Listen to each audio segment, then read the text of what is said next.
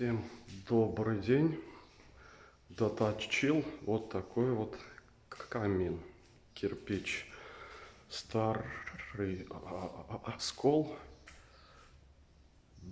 белого цвета.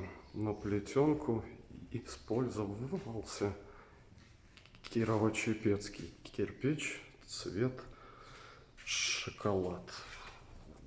Установлены конвекционные решетки